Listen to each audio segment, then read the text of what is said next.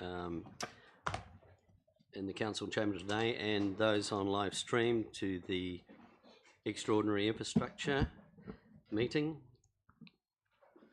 29th March 2021.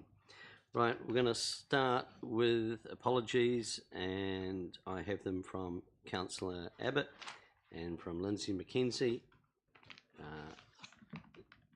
He's on his way. His worship is here. Can I have someone please move those apologies? Move. Councillor Soper, seconded Councillor Lewis. Put the motion, all those in favour? Aye. Right, the first interest register, I've had no updates and nothing to declare, so we'll move on to the first item, which is the long-term plan asset and activity plans. Now, Rhiannon, welcome. Hello. Really low. I'm going to switch chairs. Better? That's better. I'm too short to have that little short chair. Thank you, Chair. Just to take the report as read, these are the last plans for the committee to receive ahead of consultation. The property or building asset plan rather obviously needed the strategic project process to complete, and also the housing consultation, and that's why you're receiving these plans now. Okay. Right, so with the recommendations are quite straightforward, that we confirm the plans, and they are the draft property asset plan, the draft housing care activity plan, and the draft public toilets activity plan. I'm going to open it up for discussion if anyone has anything to say before we move these. No? Okay. Can I please have someone move that we adopt these? Thank you. Councillor Crackett, seconded Councillor Soper. Put the motion. All those in favour? Aye. Aye. Right. We move now to the hearings for the Regional Public Transport Plan. And George is not Mine. No, there is. That's one. There is one. Oh, actually, you don't look short at all. No. So why do you normally? Kia ora. Kia ora. Hi, Georgia. So we'll just take that report as read. There are a couple of things to note. So with the Regional Public Transport Plan, the submission process have been undertaken by Environment Southland. The submissions opened on the 16th of March and are closing on the 12th of April. We have so far received 3 submissions, and of those 3, one person wants to be heard. Hearings for this consultation will take place on the 27th of April at 11 AM. So the key thing today is to seek nominations for a hearing panel for those hearings of 3 councillors. So we already have the chair, Councillor Pottinger, and we need 2 more. But just as a side, we have a long-term plan engagement event happening on that same day, which Councillors Munstone and Soper will be attending. So if we could have 2 other councillors, not them 2. Thanks, Georgia. I'll just ask the committee who would like to be on this hearing panel. We've got 3 submissions, did you say? That's correct. At this moment. Councillor Ludlow and Councillor Skill. Sorry, you're is that right? I don't mind if I'm on, Yeah. but no, I've just Okay, I just had the first. I'll put you down as a backup, Councillor Lewis, just in case. Right, so I've had the names put forward of Councillor Ludlow, Councillor Skelt. I'm going to move that they be the 2 hearings panel members that join me. Can I have a seconder, please? I'll second that. With Councillor Lewis. With Councillor Lewis as the backup. Councillor Kett and Councillor Crackett seconded. I'll put the motion. All those in favour? Aye. Okay, and that's that part done. But we have to receive the report, which we've done, and we have to note the hearings for the Regional Land Transport Plan, and that the Southland Regional Public Transport Plan, which is the one that we're doing here. So I'm going to put those all again as one lot. I'll move that. A seconder, please. Councillor Soper, thank you. Put the motion. All those in favour? Aye. Great. That moves us on now to the roading and traffic bylaw review. Right, and speak to that.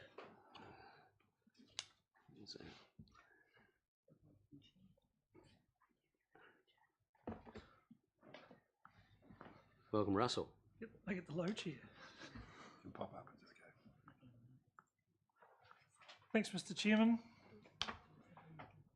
This is the bylaw revisiting, which we have had out to public consultation between November and 9th of December last year. We had 12 submissions, and after discussion with some of those people, no one wished to be heard. Most of the submissions that we received were predominantly focused around, I guess, amending the speed, and after some consultation with NZTA, they've said that we need to directly consult on speed, which we propose to do through the middle part of this year. So the changes that we're proposing to the previous bylaw through this consultation process are relatively minor, and we're proposing this roading and traffic bylaw will be operative from the 1st of July this year coming.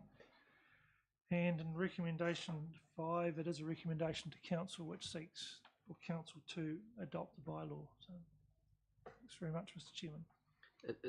It's noted in recommendation 6 that obviously the door is still open to change things at a later time. Is that correct? That's correct, Mr. Chairman. You certainly can with the speed bylaw, and it's likely that we will look to introduce a specific bylaw relating to speed, because speed seems to be one of certainly an area where the community has lots of interest, and there's lots of change to, I guess, occur in the wider context. Right, okay. Any discussion, councillors? No? Ah, yes, Councillor Soper. Oh, sorry, Mr. Chair, I was just going to say if there's no questions, I was going to say I was happy to move the recommendations. Well, there seems to be no questions, so I'll accept that you move these recommendations. Seconder, please. Thank you, Councillor Skelp. We'll put those 6 recommendations. All those in favour? Aye. Against? That is carried.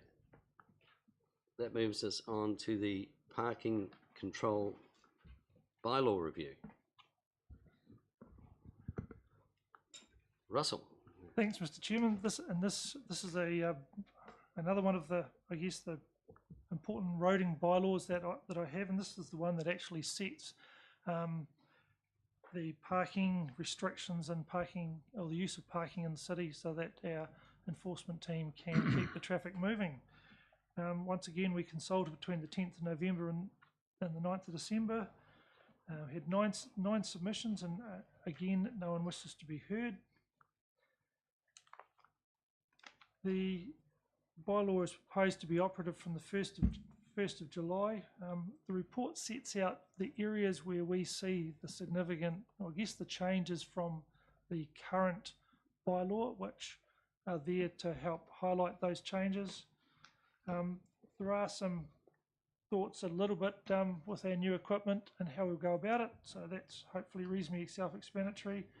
I do think we will have to probably revisit this bylaw as the city centre changes, and we will have to, I guess, address changes in the street-by-street parking, so there is an opportunity.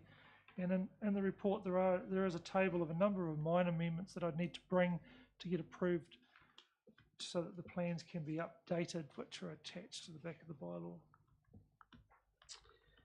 Right, any discussion?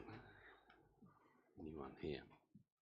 One question. Oh, sorry, Councillor Crackett. There you go. The question was regarding, and I've had to read through this, but I may have missed it, is the hours where the bylaw operates, you know, where it kicks in, or is it going to be a 24/7? I was just thinking of when people go out at evening and require perhaps a longer parking time, you know, for restaurants or whatever, as opposed to your normal 9 till 5 shopping. I would need to check, but I would have expected the bylaw to have been operative Monday to Friday and during business hours and on Saturday mornings, but I need to. Is that something that we have to write down just in case of interpretation? You know, like, do we have to include it in the? I would need to check, but it should be stated, I would agree. Yeah, no, I had a bit of a look, but I just couldn't find it. Yeah. Sorry, Councillor Crackett. Thank you, Mr. Chair. I'm really pleased to see these amendments come forward. It's I think that they'll offer a lot of convenience with the new kiosks in the centre city. I mean, I'm sure that most of our community has experienced this type of technology in other regions. Some of those advantages being that if you've got the app, you could be at work or you could be out shopping and decide that you actually want to stay in town a little bit longer than you currently are, and then use that app to up your time period or period of paid parking without having to return to your vehicle. It also gives us a lot more control where we can extend payment periods or time that you could spend parking in town, or have parking free holidays or all sorts of things. So I'm really pleased to see this. I am happy to move the recommendations as they stand. Thank you. Russell, do you? I just can't identify it, but I can report, I guess, to council, or we could consider. I think I just would like the opportunity to perhaps just check and come back. I just think it's one of these critical ones where you actually know when it kicks in, and you don't get sort of caught out at 7 o'clock if you're dining at 6, and those it just sort of occurred to me. The other question was Usually 9 a.m. to 5 It would state on the kiosk. I believe that's correct. Like at the moment, our existing meters have that on, and our kiosks will actually have the applicable times. And it just that they doesn't were. note it in the bylaw. That's all. No. The other question was regarding the app. It did say that hopefully the app would be like like one that maybe if used around the place, so that we weren't. What was it? Other districts, yeah. So, Mr. Chairman, at the moment we have a proposal received a proposal for the kiosks and the app, and at the moment we're reviewing and assessing those. We would certainly be looking to have an app that is consistent with others, that you don't have to have 3 different apps if you're one in Dunedin, one in Queenstown. I think Wellington has 6 different applicable ones, but we would ideally only have one that would actually be able to be used. So no, that's good. Okay, so we've had these moved by Councillor Crackett, seconded by Councillor Sapper, I take it, or are you wanting to speak? I am seconding happily, but I just wanted to also add that while it may sound very old school, I am pleased that coins can still be utilised as a payment option, because I'm well aware and have had comments from a number of elderly people on that very question. So I think it's good that we are moving with the times, but also recognise that we have some members of the population who will be happier to know that coins are still available. Okay, so no further comments. We have the 4 recommendations in front of us. Like put the motion. All those in favour? Aye. Against? Is carried. And I would like to call the meeting over. Thank you for participating. Are we still streaming live, or do we adjourn for the next meeting? You've closed the meeting, so we Yeah. swap seats. Yeah. Right. Thanks. Name tag.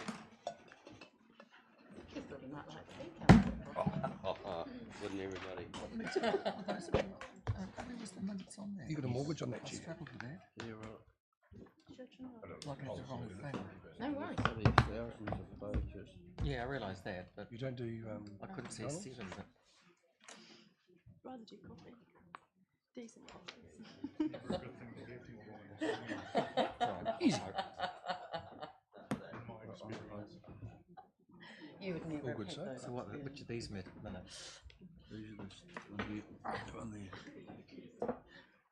Oh dear. Apparently a silver medal is quite good.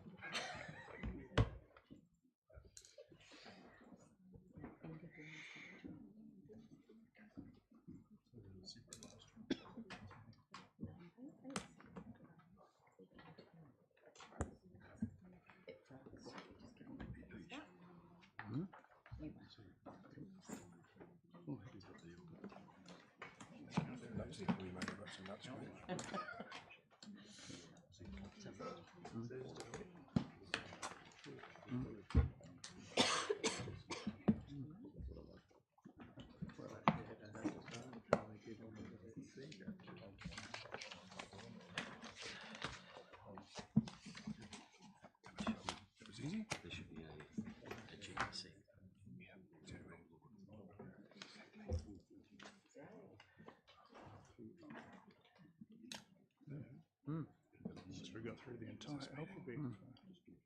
Yes.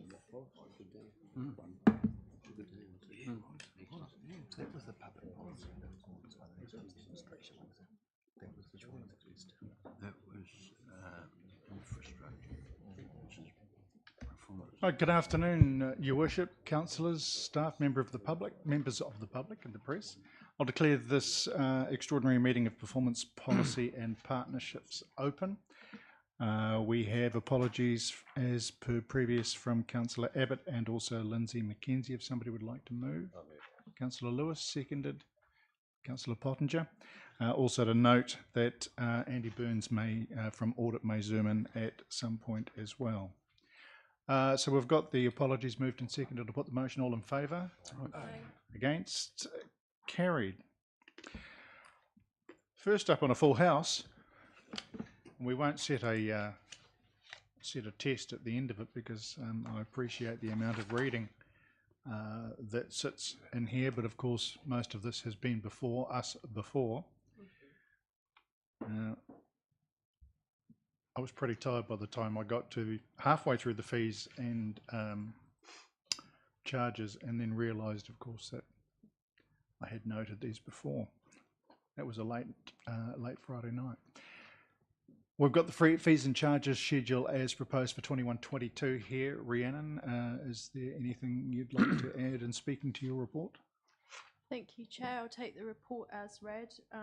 This is the fees and charges schedule for consultation. Consultation will take place alongside the long-term plan.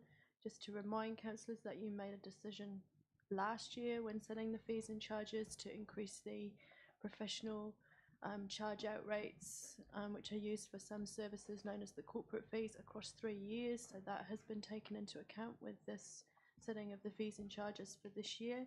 The changes proposed are outlined in summary for the substantial changes for each area. And just to say, we're proposing removing the airport fees and charges. As it's the CCO, there is no requirement to consult on these fees and charges at this time. Thanks, Rhiannon. 2 recommendations. Is there a mover? Happy to move. Mr. Councillor Chair. Soper, seconded. Councillor Emerson.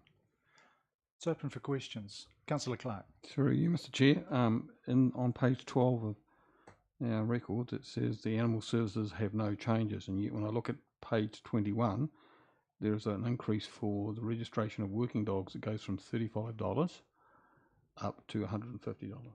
So that just raises a flag, I guess.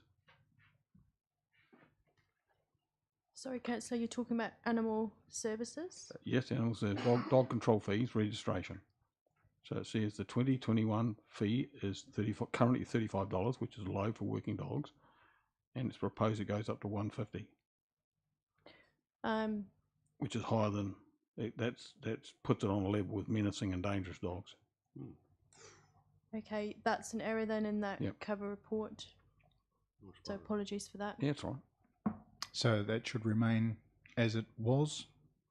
So No, the schedule is correct. So it will be my summary. I probably should have written no changes other than the With working dogs. use. So that, Okay. Councillor Clark? that begs another question then, I guess, that it seems to me that we've gone from a situation where a working dog was registered at a much lower rate than residential dog, and we've pushed that up, and I'd like to have some logic for that, given that it's at the same rate as what we would charge for a menacing or dangerous dog, which is quite a bit of work for us. Just from memory, before I ask for an answer, I think there is a set fee for a maximum number of dogs as well, 5 or more, I think, from memory, which caps it. Who would like to handle this, Rhiannon or Darren? I'll refer this to Darren. Chief, perhaps if I can take that away, and I'd like to understand as the discussion has gone through the shift from $35 for a working dog to $150, it does seem to be rather high. You're going to have to take that away and come back rather swiftly because we're going to confirm them at the following meeting. Thanks. Thanks, Councillor Clark. Any other points you wish to raise? Well, there's just one other quick thing. Sorry, I was still with Councillor Clark. Just Oh, checking to see sorry. if Yeah, you had anything no, else. yeah, I'm fine. Thank you. Sorry, now Councillor Arnold. Okay. I was just going to say the additional late fee after the 1st September goes from 25% of registration to 50%, presuming that's an increase as well. That's noted in the schedule. Yes, and that's to encourage people to register on time. All right, that's just that. I thought there was no changes to it. There's been no changes. If you look at page 12 of your agenda in the summary table, it says a 50% late fee for dog registration is proposed after 1st of September to replace the earlier fee, and this is to bring council into line with fees set by Southland District and Gore District. That's the reason put forward by the Animal Services team, and that's what they're recommending.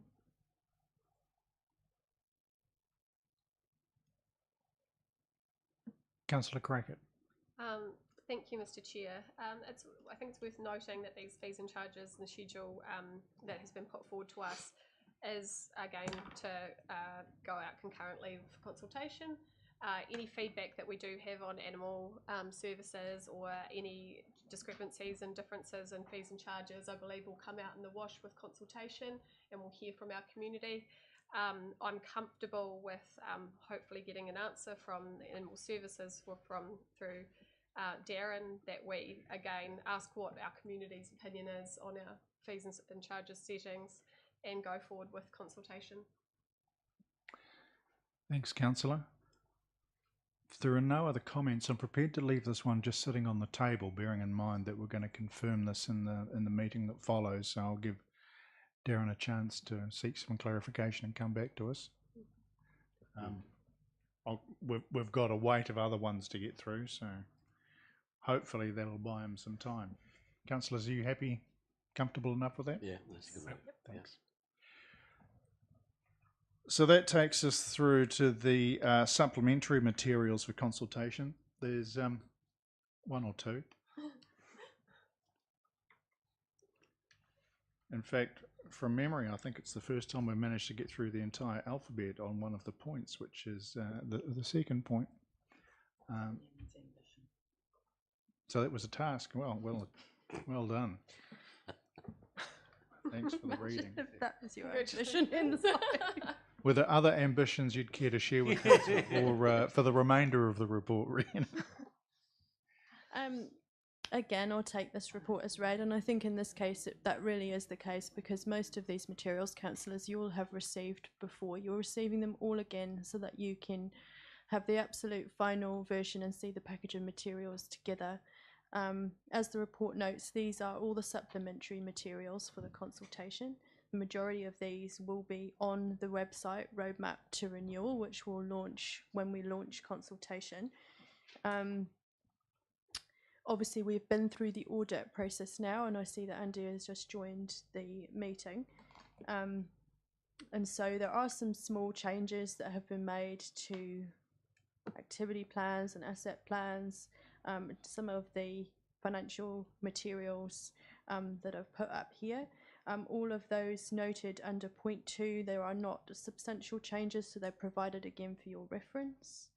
I've pointed you to the 3 areas where you may want to focus on the more substantive changes as a result of audit. So under recommendation 4, that's the financial strategy, where there's been a change to some wording around debt, and Michael may wish to speak more to that, or he may not. He does not. The key assumptions document, where there have been some changes as a result of the audit process to reflect really taking a completionist approach, I guess. So we've included some new assumptions around COVID-19 and the potential implications for rates income, asset life, investment property and forestry, capital program delivery, asset revaluation, and interest rates and some changes to the risk of uncertainty. So I think that's just important to note when it comes to assumptions that they are, of course, just that. They are assumptions around forecasting which are used for modelling. They are not in any way looking into a crystal ball and knowing what the future is going to hold. As a general principle, we've taken a conservative approach in order that the finance team, when building the budget, were able to put together something that the community could be sure was built in that conservative manner. So that covers off the key assumptions. And then the third element, which has been revised, is the revenue and finance policy. So that's just to note that we're now including information within that policy that will enable the public to see the difference between the proposed rating approach and the existing rating approach if the revenue and finance policy was not to be updated.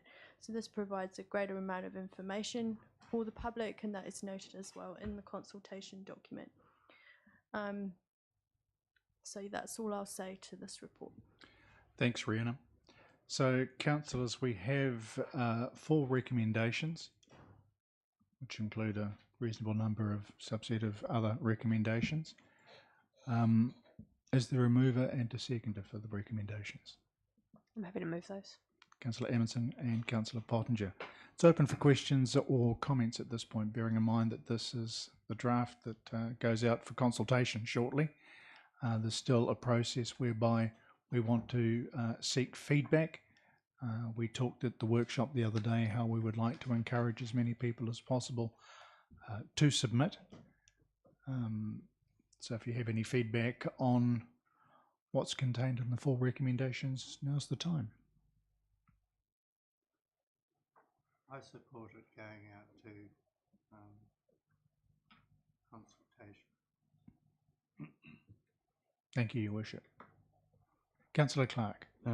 Just like to backtrack a little bit onto the previous very long list of in 5, the material for consultation or supplementary. I just got some questions here if you'd allow that. Absolutely. Okay. On page 1573, which is the significance and engagement draft policy. From my recall of the last one that we had, I think we had in there a monetary criteria as well, and it seems to be not there in this draft. So I wonder whether somebody with a bit more experience than me could help me with that. So previously it had a dollar amount. If a project was over a dollar amount, you had to sort of go out and consult. So, and it seems that that's gone. So Michael, do you have a comment on that? Just give you a chance to. just trying to find the page. Sorry. Oh, sorry. 1573.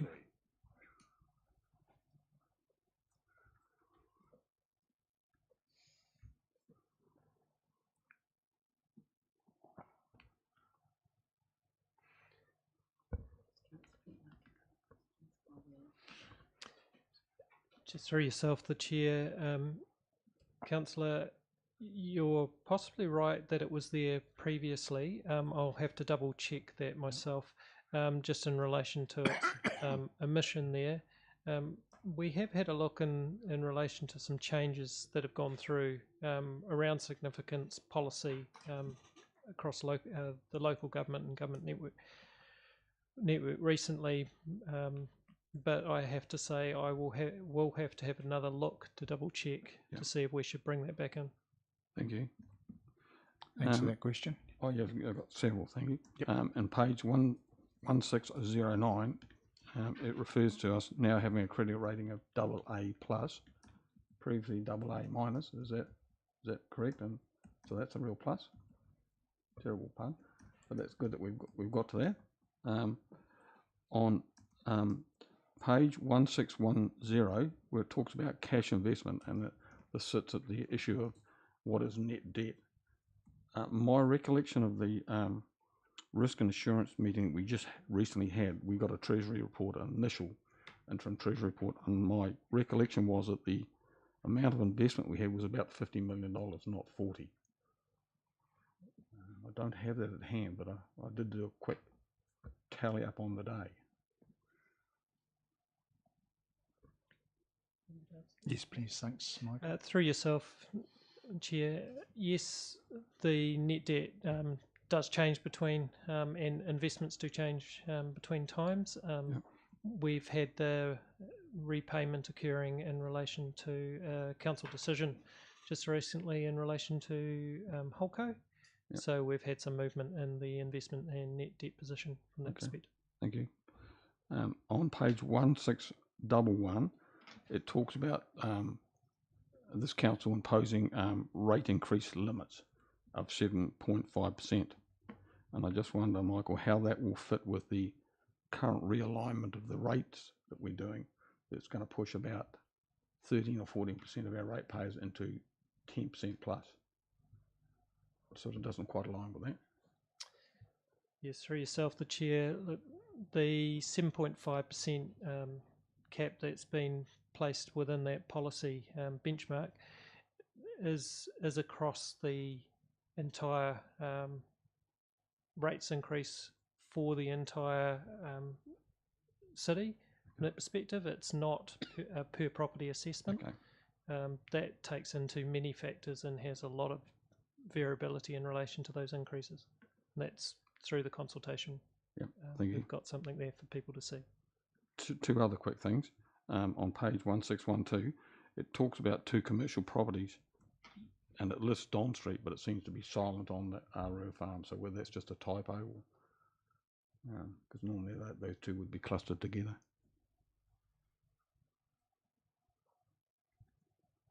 Through yourself, Chair, that is correct. We have only listed the one at this point as an example. We would be possible to add the other one if so desired. And the final question is on 1628, which continues to talk about the need to annually review the forestry assets, and I just wonder whether that's still appropriate given where we're going with the forestry assets and the company itself.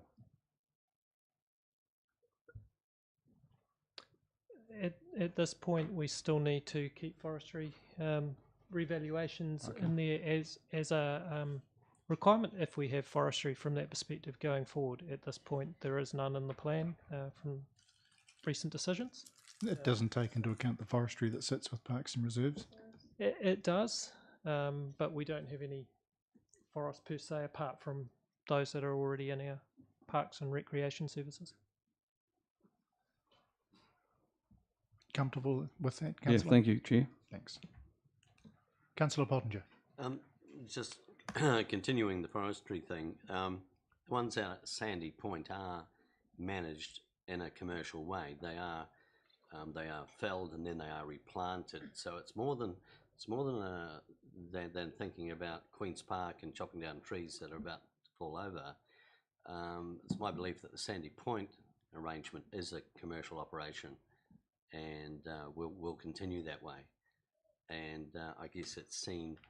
I mean, it's not as probably as cyclic as a full commercial arrangement where there will be gaps between felling and then, but I would see it as a full commercial operation, just as a true investment. Otherwise, our carbon credits and everything would be going a bit crazy. Yeah. Thanks for the explanation, Councillor. Any other questions or comments on the supplementary materials? Councillor Clark. I do have on the confirmation of the long-term plan. Is that the appropriate type of that? Well, you're not there yet. No, we're not quite there yet. Thank you. No others? If not, then it's been moved and seconded. I'll put the motion. All in favour? Aye. Against? Carried. Councillors, thank you for your questions through that. Just to confirm, if we go back to the fees and charges, the ongoing fee for working dog is still $35. So that is a typo. It's not an increase to 150. It will still be $35. So therefore, the only change in animal fees is for the late payment fee, which is signalled in Rhiannon's paper. Thank you. Mr. Chairman, can I ask a question regarding the dog fees, please? Well, it's kind of naughty because we did go through that before, but go ahead. Well, I've just been looking. Racing dogs, which category do they come under? I should know the answer to this.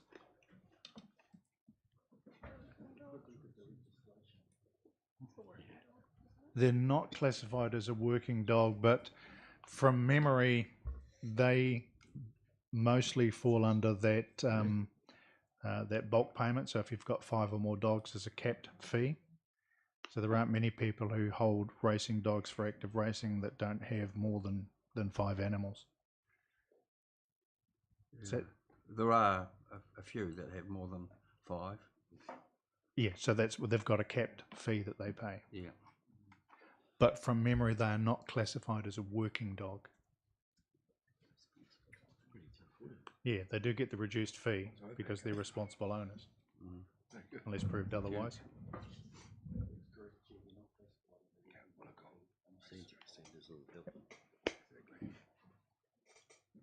Thank you. Some flashbacks that I'm having from past hearings about dog fees, which is why that kind of still sits there. Okay, so if we're going back to the fees and charges motion that came forward before, we were seeking further clarification. You've had that now. So that motion has been moved and seconded. I'll now put that. All in favour? Aye. Against? Carried. Which brings us to the confirmation of the long-term plan 2021-2031 consultation document. Of course, you've got a hard copy printed out. Andy Burns has joined us from Audits. Welcome along, Andy. Thank you. Good afternoon, everybody. Do you have any comment that you'd like to offer council in your observations in working through the document with staff? Okay, maybe I'll keep this short. I'm sure you've got a full agenda. I mean, the main observation is the audit's complete, and you have with you today a copy of the audit opinion. That audit opinion basically says that we've looked at the supporting information for the consultation document. We've considered whether it's founded on evidence and whether it's integrated. In other words, whether the infrastructure strategy talks to financial strategy, talks to financial model, talks to the CD, and we're comfortable in that space. We looked at the consultation document itself, and I have to say it was great to get a consultation document at the start of the audit that was really well pulled together and prepared and polished. We've added to that debate, but it was great to get that from the start. Our opinion is going to have 3 areas of emphasis. All councils will have an area of emphasis around the water reforms. An area of emphasis is simply saying there's a level of risk or a level of uncertainty in certain areas of this plan. For all councils, there's water reforms not too far away that will obviously change the face of the plan if they go ahead. So there's an area of uncertainty there for planning. And there are 2 specific to Invercargill. One is the level of reliance that you're placing on external funding for some of your consultation areas. I think in total you're assuming 19.2 million across MAG, across Rugby Park and the urban play area. So there's a level of uncertainty to that because nothing's signed up at this point in time. You've talked to an expert, you've come to an estimate of what you might get. But clearly if you don't get that money, there's a signal in this consultation document that you'll go back to either consider future options or go back to the ratepayer again to consult on what you want to do. So an area of uncertainty there in terms of external funding. And the third one is about the capital programme itself. Councils, well, all organisations probably struggle to deliver a capital programme. This capital programme you have that underpins this plan is particularly ambitious. It's kind of a step change from the previous 2018 LTP. So you put into place a PMO and other factors to try to manage your ability to deliver, but there's a lot of risk there again around simply your ability to deliver the capital programme within a 10-year period. On top of that, you've got your specific consultation areas that will obviously add further significance to the size of the capital programme. So it's a clean opinion, and you've got it. It's there to adopt with your consultation document, but 3 areas of risk that we're particularly highlighting in the audit opinion itself that'll go out when it goes out, when you adopt it. Thanks, Andy. I guess there's not a great deal of surprise for council in the areas that you've identified. Certainly with 3 Waters, we know that we're paddling in the same waka as other councils there. Around the capital projects, it is certainly an issue that staff have gone to some length to make sure that we are aware of going into it. and are being constantly updated on as well. And we've had to bear that in mind as we've put together the long-term plan for consultation. So thank you for your comments, and thank you for working with our staff to get the opinion through in time. We appreciate it. It's a pleasure. Councillors, there are 4 recommendations. I'm looking for a mover and a seconder, please. Councillor Arnold and Councillor Soper. Thank you. It's open for questions or comments. Councillor Clark, thank you. Thank you, Chair. I just want to signal with my colleagues that I'm opposed to the portion of the long-term plan that has the museum project out to 2026. I accept the degree of work that staff have put in. This has been a massive document, but I'm getting a wide range of committee feedback regarding the project being too far out into the future. Currently proposed for a 5.5-year period, where the report we got in 2020 suggested it was a 3-year project. Now, I accept that this plan is probably going to be adopted today, and so my reason for being in opposition is the wish to prompt ratepayers and organisations in our community that have said to me that they're not happy about the museum and the eyesight being closed for that period of time to come forward and make some presentation to the consultation process. Putting aside the scope issue, which is something that Councillor Ponja raised the other day about we may end up having some feedback that maybe option C is not the preferred option for the community, and putting aside the affordability issue, which audits recently just touched on, the issue of deliverability is and the timeframes is the issue for me. And so while staff and colleagues, I guess, have spoken on all 3 of these issues, my view is that getting to the core of this issue about the museum and how long it should take and how much lead-in time we need is a little bit, I guess, like peeling an onion. Every time I remove a layer, it just seems to have another layer, and my eyes weep every single time I do it. Just a quick reflection back, with your blessing, Chair, about the history of this museum. Back in 2011, which is 10 years ago, the long-term plan had a commitment for a museum redevelopment. And to quote it, it said a museum redevelopment opportunity to transform the facility into a first-class regional museum. Unfortunately, that wasn't delivered, and we've had a second go since then. We've obviously had a series of earthquake-prone building status reports, and that led to the ICC removing the staff and the museum closing. We've also had the Tim Walker report, which was extensive, but that was never tabled by SMAG with ICC. So that's left it in sort of limbo for quite some time, and the museum's been closed for 3 years. And there is some degree of scepticism in the community around Iwakaturi as well. So just leading into this long-term plan, I guess there's 2 issues that drive my opposition. One is that we did an Invercargill levels of service research document back in August 2020. So that spoke to key stakeholder groups in the community, and about roughly 800 people were telephoned. And it was an interesting report because in the summary on page 5, it says strengthen and develop the museum was the top priority for the people in the community. That rated 50%. Next one down was the water tower at 29, alternative water supply at 27, and the list just went further down. So that gives a really, really strong message. Later in the same year, 2020, we had a community engagement process on the prioritisation. And I was party to some of those face-to-face sessions we had, and the museum was absolutely the top priority. So when I consider the options that we've got, I consider we have adequate funding. There's been issues thrown up about the work capacity of industries to deliver a big project like this. I've had feedback from 2 large construction firms that they have capacity to do the work. The issue of our ability to recruit a project manager is still there. And on the issue of the collection storage, I've been able to identify there is 800 square metres of atmospherically controlled space potentially available for sensitive artefacts within the city. And so I think that some of those layers of the onion are roadblocks, I guess, that we should bring that project forward. And the last couple of things I'd just like to contribute is that there is a degree of scepticism within our community around our ability to deliver projects. 2 good examples was the water tower that was approved by this council in 2018 and to date hasn't been delivered. and the protracted time that we took to get the Chinese garden over the line. I accept that we have a new ELT group, and I accept that they've got an enthusiasm, but in the last review that we did of the long-term plan in 2018, we had 5 projects in the first 4 years. None of those have been finalised. In fact, all but one of them hasn't even been started. And so I guess there's a degree of scepticism in the community that we should have built the long-term plan around the museum and made everything secondary to our ability to deliver that.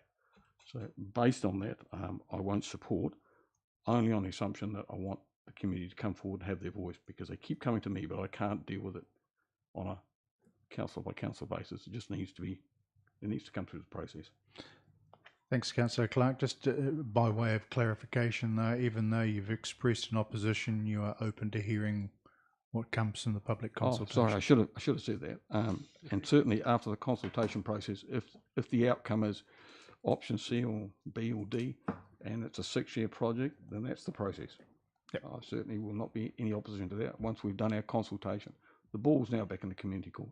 I agree, and thanks for provoking the discussion, which hopefully members of the community respond to. It is worth noting, just before I come to you, Councillor Crackett, it is worth noting that the 2 previous attempts to have the redevelopment project undertaken, SMAG itself was looking to facilitate a joint project between 3 councils and other organisations, whereas in this instance it will certainly talk to its partners, but the City Council is in a position where it can drive the project. So I guess that's one of the differences that should help get it across the board.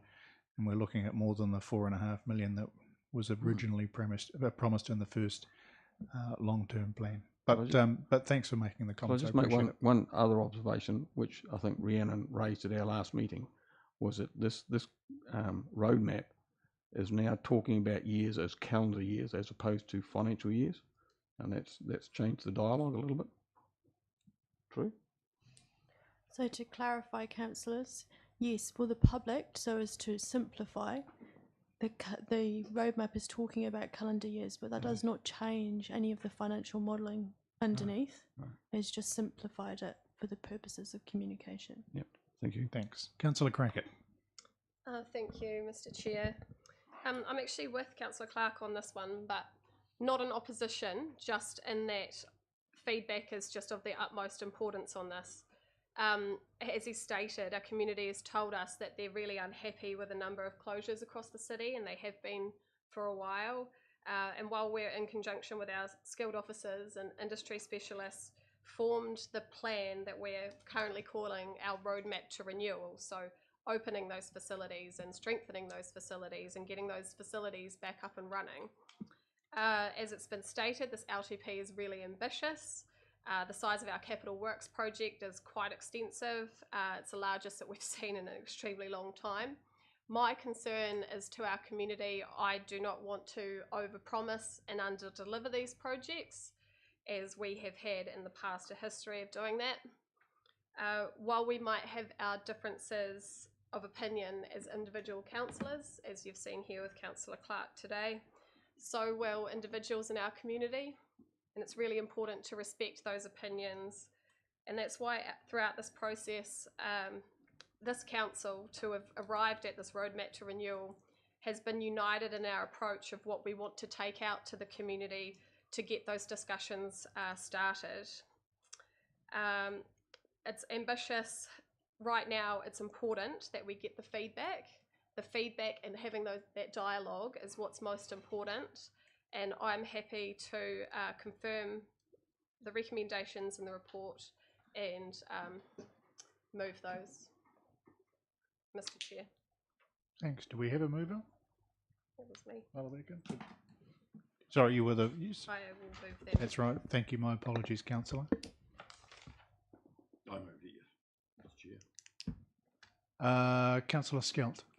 Thank you, through you, Chair. I can only endorse Councillor Clark's comments, really, in the sense of the homework he's done and the passion that he's given on this particular project, which is dear to his heart and dear to all our hearts, to be honest.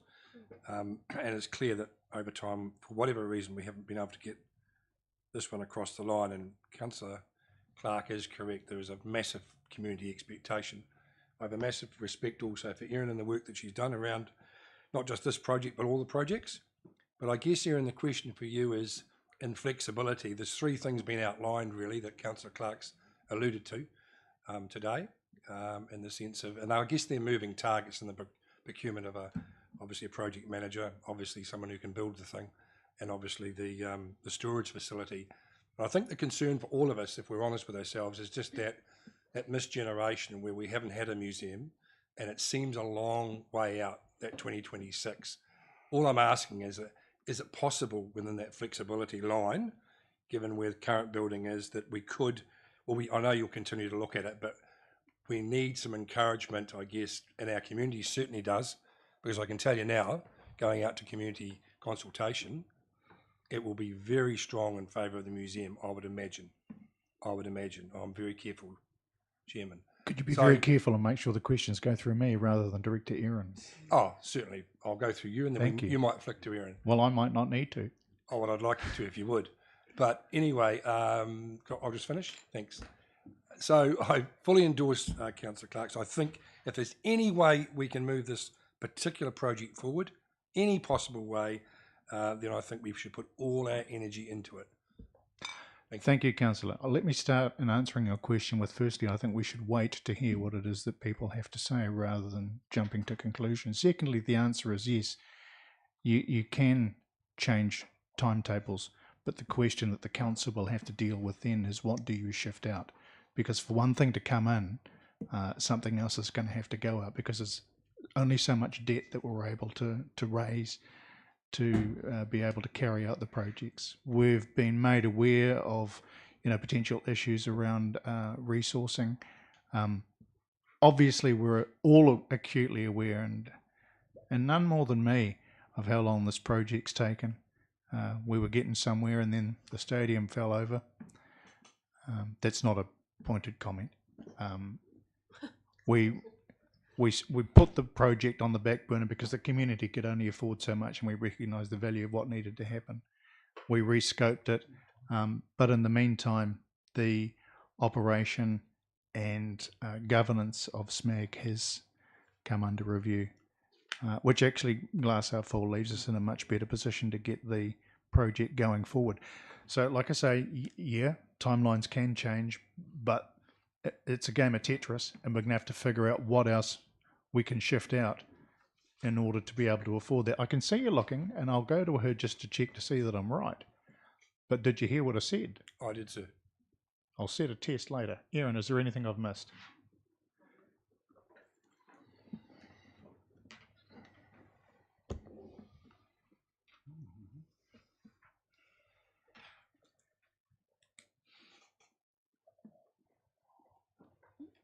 Low seat. Thank you, Mr. Chair. I think I'd just reiterate the comment that was made. The council and the community can decide on a program, and frankly, council officers will do their darndest to deliver it. But that being said, it's already been noted that this is a big step up for us. We haven't been in a position where we have been delivering capital programs with this number of projects and this number of value. The maturity in doing that, the team to do that, doesn't come from nowhere. And we are in a position where we need to put together a team to do that at a time where the rest of the country is already trying to compete with us for those same resources. So obviously we'll go out to the community, we'll see where they feel those priorities sit. But to reiterate the point made, if we actually want to have something that we think we have our best chance of delivering on and improving our reputation as delivering for our community, then we want a program that we think is realistic. And if the museum comes in, then what else pushes out? Thanks, Erin. It's also worth noting, first of all, the comments that Andy made in the audit opinion around risk. And observers of the news over the weekend will notice that Carter Holt Harvey are starting to hold back on timber, which is going to affect some activity in the construction area. Bex, then Councillor Pottinger. Thanks, Chair. I was just going to reiterate what the auditor said about the capital works program that we've already got in the LTP. It's extensive, it's full, and part of that is because we've already made some decisions to push ahead with some projects.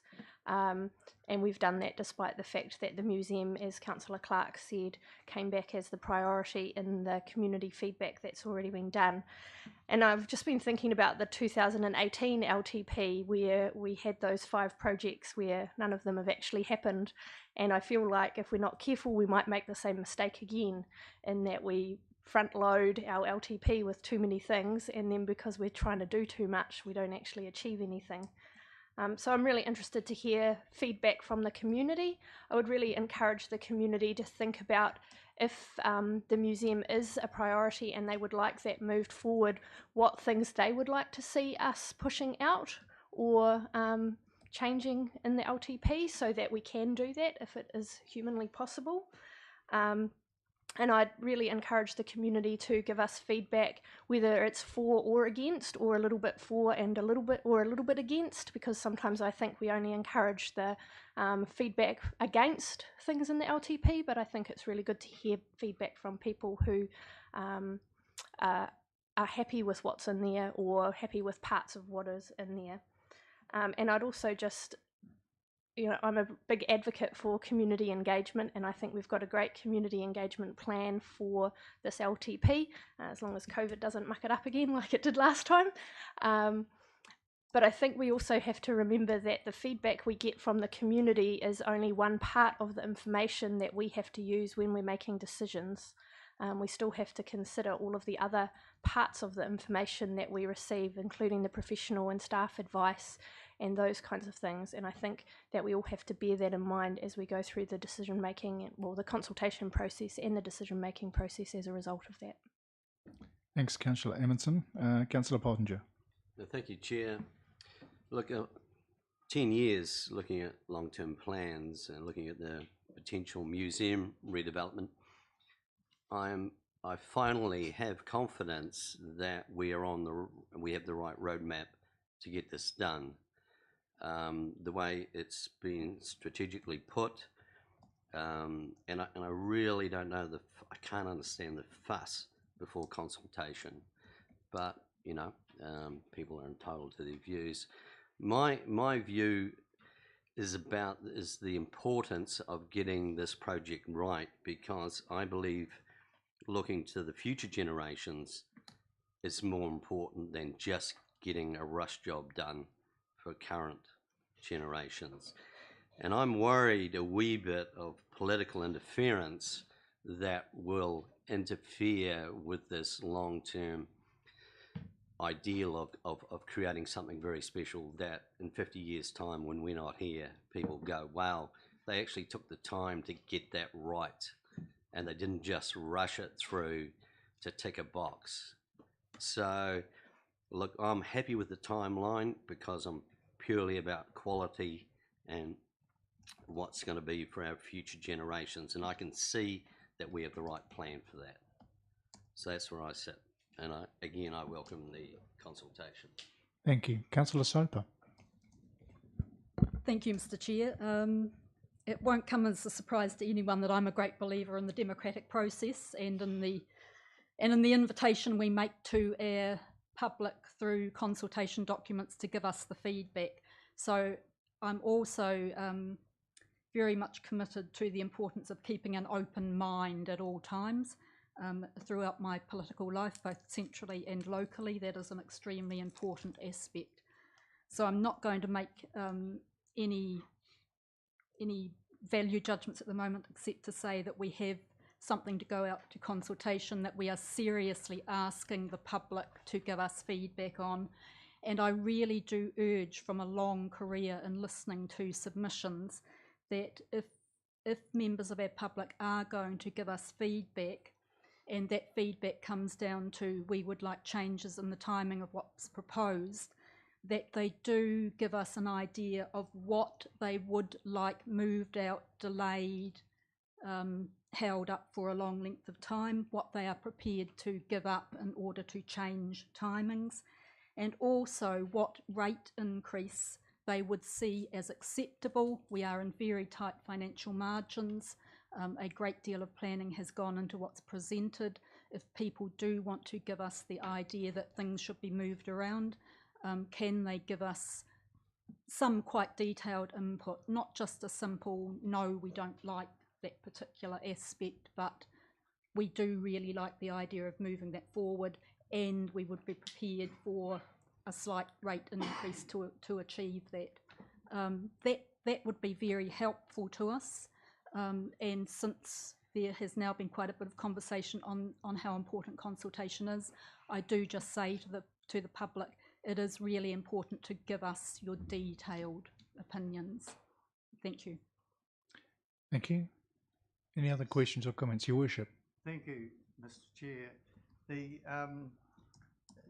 There's a lot of misinformation rattling around an issue like this, and one of them is that this generation may not have the benefits of a museum, but I take little Declan to the museum regularly. It's the Maritime Museum in Bluff, which is our port, one of our most valuable assets. And the tourism factor also comes into play. I was on a board in Auckland and we were testing where tourists actually arrive, the gateway to New Zealand, and it's clearly the museum. That's where they look at a nation's culture, where they look at how the people live and want to experience what they have come across. And so I'm backing, in this case, consultation as well. Thank you, Your Worship. Look, thank you, councillors, for the discussion, because I think glass half full, what we've done is shine a light on an issue that we know has been at the forefront of people's minds through pre-consultation and certainly through the previous LTP. But it's also given us a chance to highlight for the media and those in attendance what some of the issues are around it as well. So that's been really useful. I thank you for that. It's been moved and seconded, councillors. I'll now put the motion. All in favour? Aye. Aye. Against? Councillor Clark, would you like your vote recorded? Thank you. Thank you. Okay, councillors, that concludes everything for the extraordinary Performance Policy and Partnerships Committee. So I'll declare it closed and we will start the extraordinary council meeting in just a moment. Andy, are you sticking around for that? As you wish. I think I've heard the discussion. If you've got stuff to do, that's fine. Essentially, we're going through the process of confirming what we've just been talking about. So okay, so I'll take my leave then. Thanks thank you very much for your time. Okay, thank you. Bye. Thank you, Andy. Yes, we did. Your Worship. Swap seats. Oh, and I forgot to mention the Riverton Museum, where you play a formidable role. It's a brilliant little movie. And there's also Hei Wakatuia, Your Worship. And I'm going to be in the Black Panther revival movement. Yes. Which I'm really looking forward to.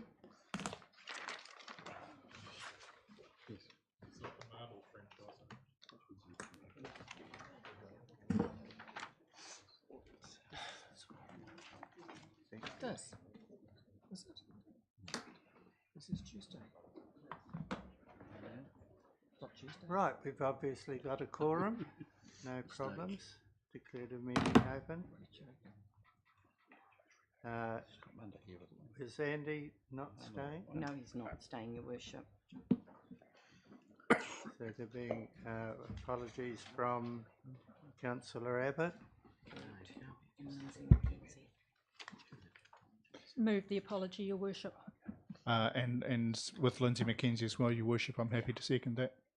Thank you. It's been moved and seconded. Any discussion? Put it to the vote. All in favour say aye. Aye. Against carried. Move on to the interest register. No changes there. Thank you. Consider items in the public agenda. Report of and adoption Oh, yes, and sorry, my nose is running again, Richard. Have you got a tissue? Can I have the tissue? Thank you. Thank you.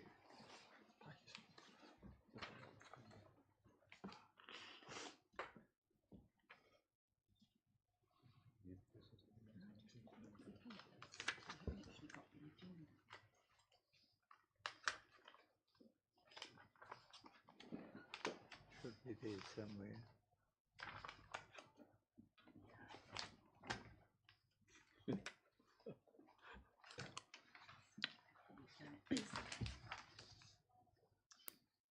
Thank you.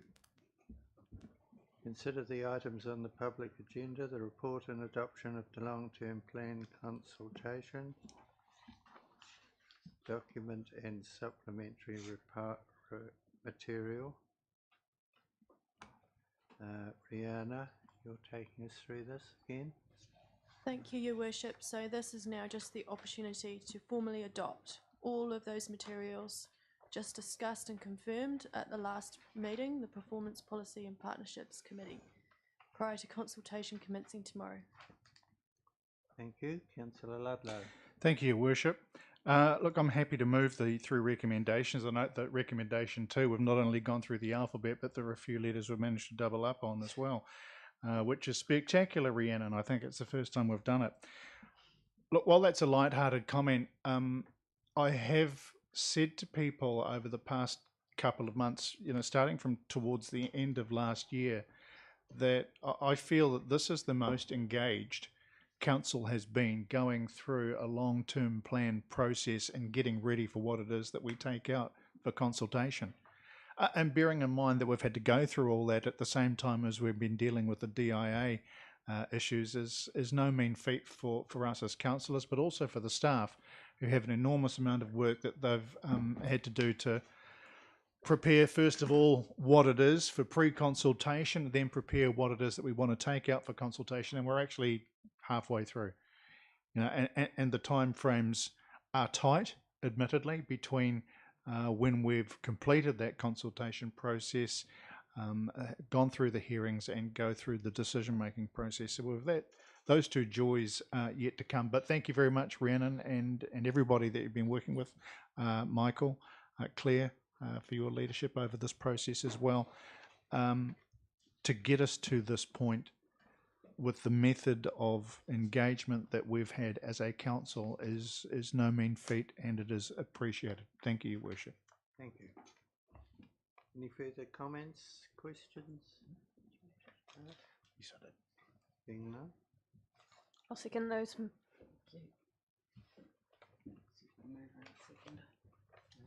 Got a mover and seconder? I'll second it, Your Worship. I think we already had one, didn't we? Too late. So which one would you prefer, councillors? We've got 2 seconders. Excellent. Councillor Mansley can have it. Oh, thanks. The pressure. Since she was first, that's probably, That's a good point. it didn't need to be said. There being no further discussion, I'll put it to the vote. All in favour say aye. Aye. Against? Carried. That's the end of it. The end of the meeting, and we now have a workshop, do we? Close the meeting. All right, declare the meeting closed. Have a cup of tea? The live stream. Tuesday, I know, it was like. Trying to lead you astray. No, I